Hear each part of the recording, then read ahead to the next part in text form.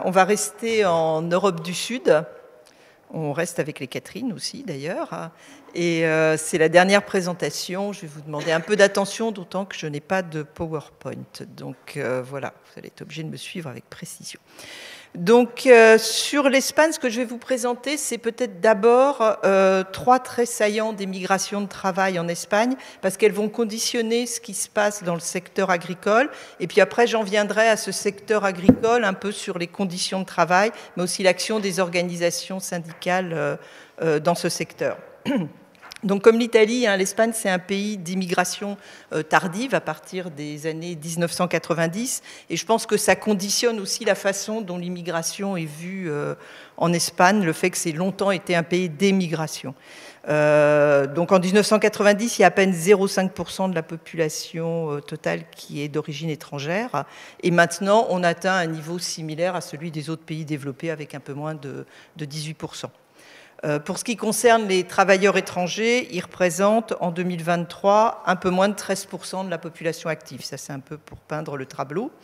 Ils proviennent encore à 40% de l'Union européenne. Et pour le reste, c'est extra-Union européenne, c'est des migrants d'Amérique latine ou d'Afrique, principalement subsaharienne et du Maghreb. Voilà. D'un point de vue géographique, en fait, ils sont surtout concentrés, ces travailleurs étrangers, dans quelques régions, bien sûr les deux métropoles économiques, Madrid et Barcelone, et aussi sur les côtes sud, ce qui est très lié à l'agriculture, mais aussi au tourisme, évidemment, comme on peut l'imaginer. Alors, ces trois faits saillants, c'est d'abord le fait, et ça détonne un peu par rapport aux précédents exposés, que l'Espagne reste un pays relativement ouvert pour les migrants, et particulièrement en ce qui concerne les migrations de travail.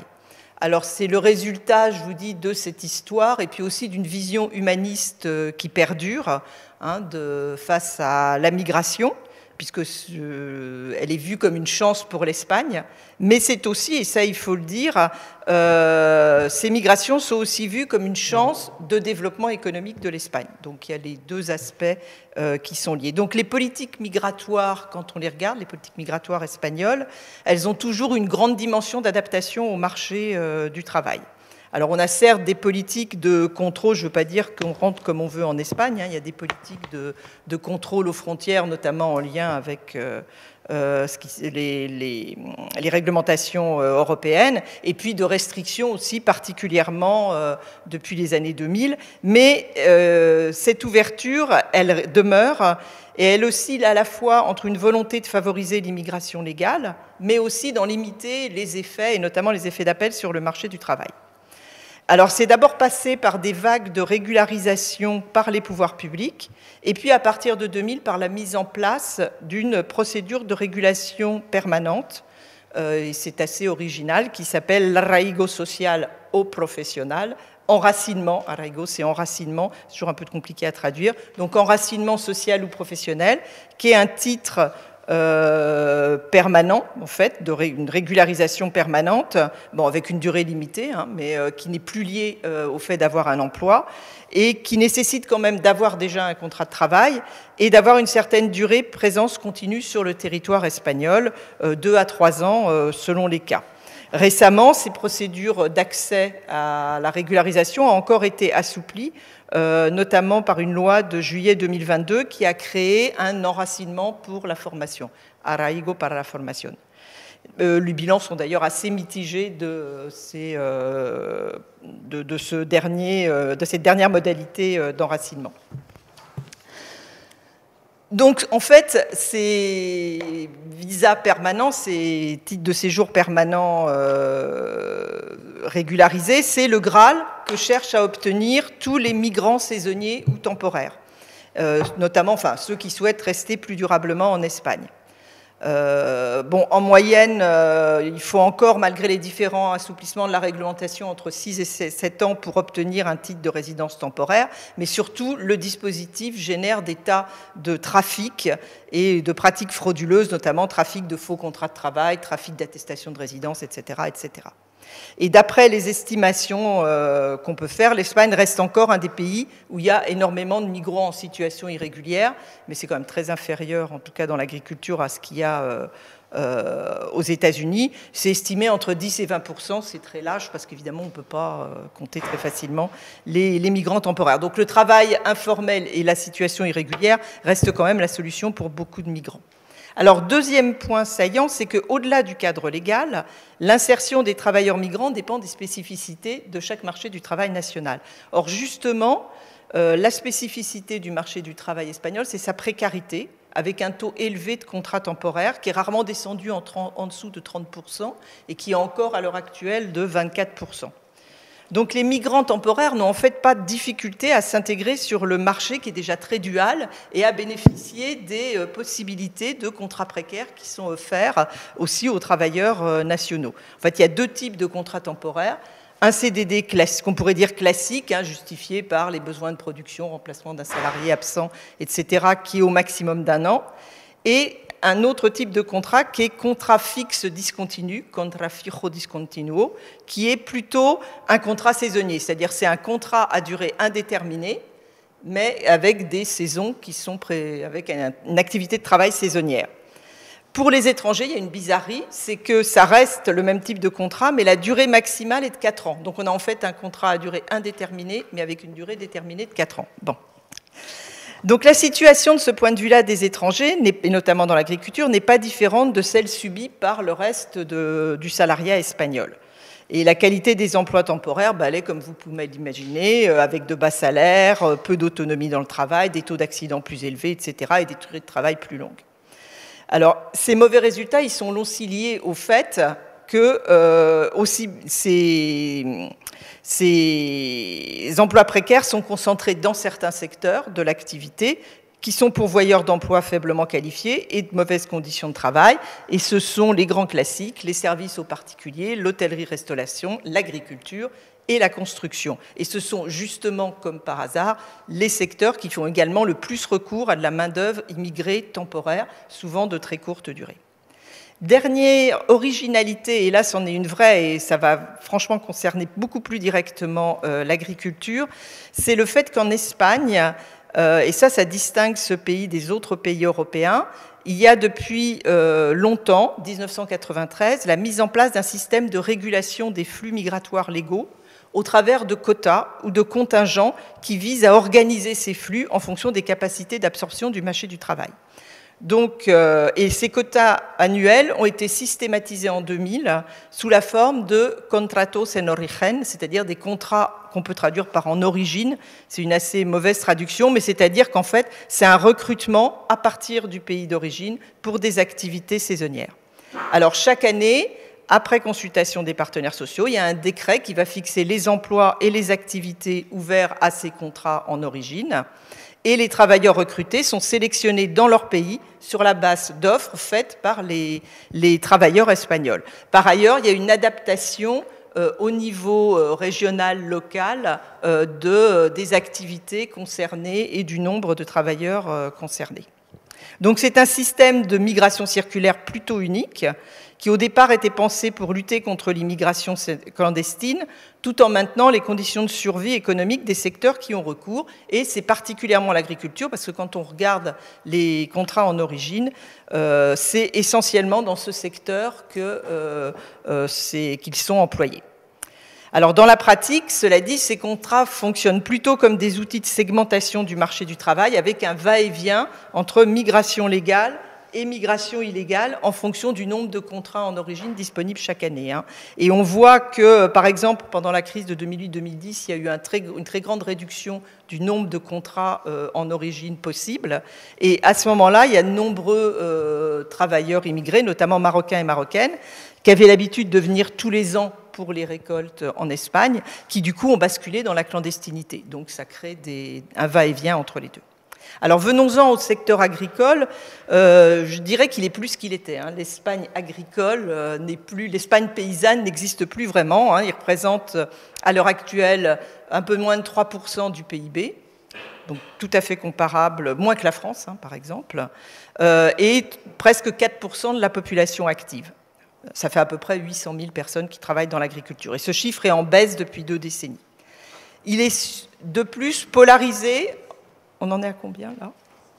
5 minutes. Il est de plus polarisé entre des grandes exploitations et de toutes petites exploitations. Et particulièrement sur les côtes qui sont maintenant devenues, vous le savez tous, vous mangez des tomates et des clémentines d'Espagne, qui sont maintenant devenues des zones de production intensives, industrialisées et très internationalisées. C'est un secteur qui emploie à peu près 50% de saisonniers et de saisonniers étrangers. Donc, d'ailleurs, près du quart des travailleurs migrants qui vivent en Espagne travaillent dans l'agriculture. Donc, c'est donc une source importante de main-d'œuvre pour l'agriculture. Et particulièrement en Andalousie, où les cultures maraîchères et de fruits saisonnières engendrent d'importants mouvements de migration. Et chaque année, la région accueille des dizaines de milliers, pas millions, il ne faut pas exagérer. Hein. La région accueille des dizaines de milliers de travailleurs migrants du Maghreb et d'Afrique subsaharienne principalement. Bon, alors l'effet marquant de ce secteur, c'est bien sûr des conditions, mais je ne vais pas en rajouter, mes collègues en ont parlé, là c'est très similaire, des conditions de travail particulièrement dégradées, avec une précarité très forte qui est la même que celle des travailleurs nationaux espagnols, mais une plus grande vulnérabilité qui fait de cette main-d'œuvre une main-d'œuvre très corvéable, avec des heures de travail importantes, plus d'accidents du travail que les autres que les travailleurs précaires nationaux, etc. Et surtout aussi, comme elles sont souvent logées, ces personnes sont souvent logées par leur employeur, des conditions d'hygiène et de l'hébergement qui laissent à désirer. Et alors pour ceux qui sont employés illégalement, évidemment, ça c'est pour ceux qui ont un contrat en origine. Pour ceux qui sont employés illégalement, la situation est encore bien plus dramatique. Et il y a eu quelques scandales là dans les années récentes en Espagne de dénonciation par des ONG de campements informels, insalubres, notamment dans la province de Huelva, qui abritaient jusqu'à 3000 migrants. Alors justement, puisqu'on parle de la province de Huelva, je vais prendre l'exemple de ce qu'on appelle les dames de fraises marocaines. Je terminerai là-dessus, avec 2 mots quand même sur les organisations syndicales, parce que c'est très intéressant sur le rôle que jouent les institutions des 2 pays dans la production de conditions matérielles d'acceptabilité de ce travail dégradé. Et c'est assez différent de ce qui se passe aux États-Unis et surtout en Italie, même si pour ce qui concerne les personnes en situation irrégulière, il y a des réseaux mafieux qui existent, bien sûr, de passeurs. Bon, ça c'est général dans tous les pays. Mais dans le cas de la province de Huelva, qui est une province en Andalousie, il y a une convention entre la mairie de cette province et l'Agence nationale de l'emploi marocaine. Et cette convention permet, dans le cadre du dispositif des contrats en origine, de recruter des milliers de Marocaines qui vont se rendre tous les ans en Espagne pour faire la cueillette de fraises. C'est pour ça qu'on les appelle les dames de fraises. Il y a une thèse d'ailleurs qui leur a été consacrée et des livres de sociologues. Alors ces dames de fraises, elles vont être sélectionnées directement par les bureaux régionaux de l'Agence marocaine pour l'emploi, qui va se charger des formalités de leur migration. Et la condition pour qu'elle soit sélectionnée, c'est d'être une femme, parce que c'est bien connu, les petits doigts délicats, c'est mieux pour les fraises, mais surtout, et c'est intéressant, d'avoir des enfants mineurs, parce que ça permet de garder des attaches au Maroc, et donc ça assure qu'elles vont revenir entre 2 campagnes, puisque je vous le rappelle, des contrats fixes discontinus qu'elles vont avoir ne leur permettent que de travailler 9 mois dans l'année, après elles doivent retourner dans leur pays d'origine. Bon, ce programme a même reçu d'ailleurs des financements de l'Union européenne pour financer une ONG pour s'assurer de bonnes conditions d'emploi qui leur étaient faites, les former, les aider en cas de problème. Alors la très grande majorité de ces dames de fraises, elles viennent pour plusieurs, campagnes, mais elles n'ont que très peu de possibilités d'obtenir un titre définitif de séjour.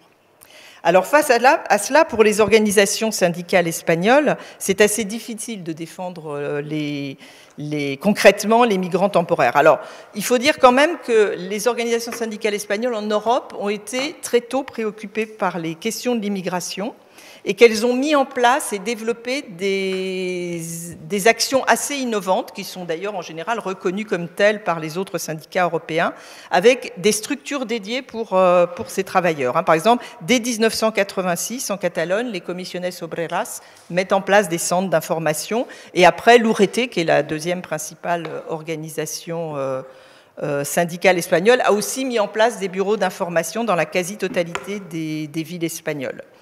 Mais une des grandes difficultés pour ces organisations syndicales, c'est d'entrer en contact avec ces travailleurs migrants temporaires. Alors elles font aussi parce que ça a été dit, ils sont dans des secteurs où elles sont faibles, où il n'y a pas de représentants syndicaux, où il n'y a même pas de représentants du personnel. Donc elles essayent de mener des campagnes d'information, mais aussi d'aller sur le terrain et de rencontrer ces travailleurs, notamment dans leur logement, mais c'est quelque chose de très difficile. Voilà. Et pour conclure, je dirais juste un mot en disant que l'Andalousie, l'agriculture en Andalousie me paraît vraiment très bien illustrer ce qui a été présenté par Antoine et Axel sur un salariat bridé qui donc fournit une main-d'œuvre peu coûteuse et surexploitable. Voilà.